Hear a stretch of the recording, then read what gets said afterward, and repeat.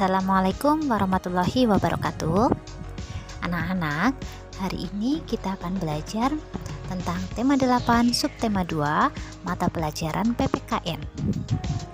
Nah, pada tema ini diharapkan anak-anak mampu mempelajari tentang lambang sila Pancasila dan contoh penerapannya dalam kehidupan sehari-hari.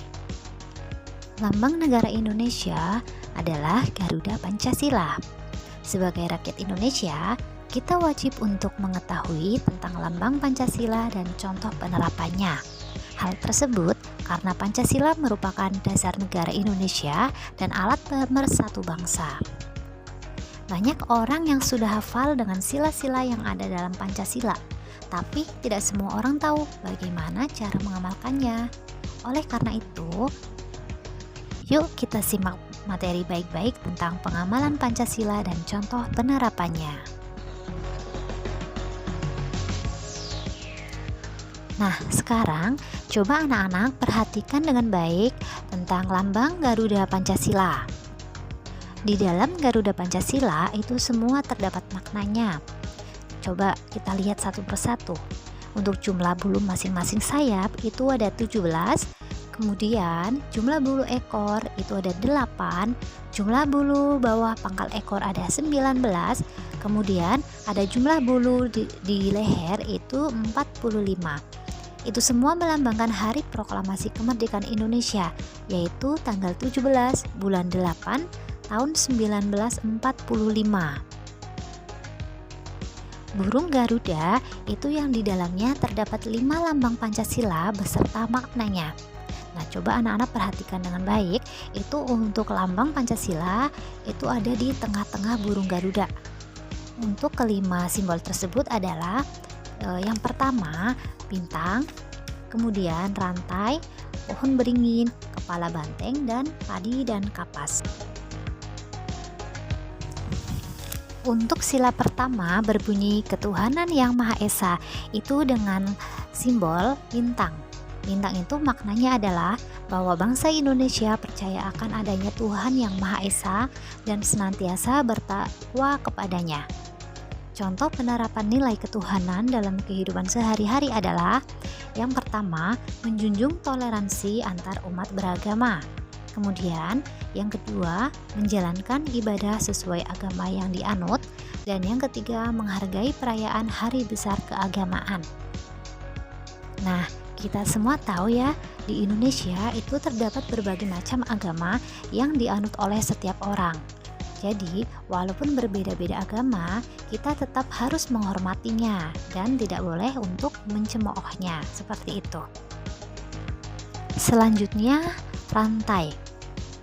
Warna kuning dengan latar belakang merah itu dijadikan sebagai dasar sila kedua yang berbunyi kemanusiaan yang adil dan beradab. Nah, rantai ini disusun atas gelang kecil dengan jumlah 17 gelang yang saling menyambung, di mana menandakan hubungan manusia satu dengan yang lain itu saling membantu. Nah, sekarang kita perhatikan baik-baik. Dalam rantai tersebut itu ada 2 bentuk. Yang pertama ada kotak dan yang kedua itu ada lingkaran. Nah, yang kotak itu menandakan pria, sedangkan yang lingkaran itu adalah wanita. Jadi, makna dari sila kedua adalah bahwa seluruh manusia itu diperlakukan sesuai dengan harkat dan martabatnya selaku ciptaan Tuhan yang Maha Esa. Untuk contoh pengamalan nilai kemanusiaan atau sila kedua itu adalah yang pertama, tidak membedakan manusia berdasarkan warna kulit, suku bangsa, maupun latar belakang ekonomi. Yang kedua adalah tidak semena-mena terhadap orang lain, dan yang ketiga, saling tolong-menolong. Kemudian lambang yang ketiga adalah pohon beringin. Nah, pohon beringin ini merupakan simbol dari sila ketiga yang berbunyi Persatuan Indonesia. Simbol tersebut menandakan sebagai tempat untuk berteduh dan berlindung. Maksud dari sila ketiga tersebut adalah bahwa kita sebagai warga negara itu harus bersatu meskipun berbeda-beda suku, agama, maupun bahasa. Nah, untuk contoh penerapan dalam kehidupan sehari-hari, untuk sila yang ketiga, yang pertama adalah rela berkorban. Selanjutnya, contoh yang kedua, cinta tanah air.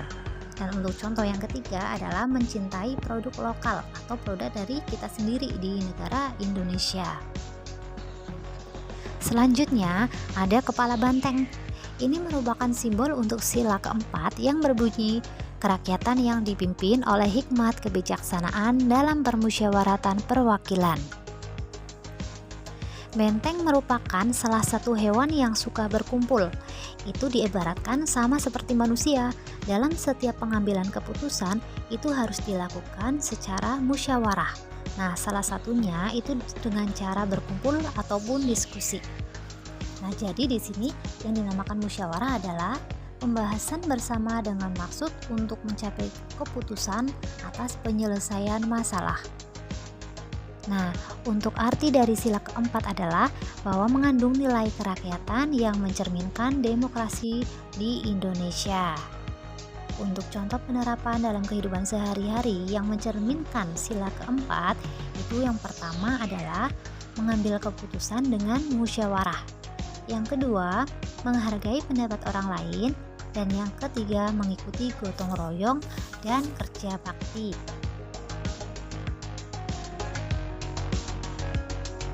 Kemudian yang terakhir ada padi dan kapas. Jadi padi dan kapas ini merupakan simbol dari sila Pancasila yang kelima yang bunyinya adalah keadilan sosial bagi seluruh rakyat Indonesia. Padi dan kapas juga mengandung arti sebagai salah satu kebutuhan rakyat Indonesia tanpa memandang status dan kedudukannya. Atau dengan kata lain, sila kelima ini mempunyai makna bahwa masyarakat berhak mendapat kesamaan kesejahteraan.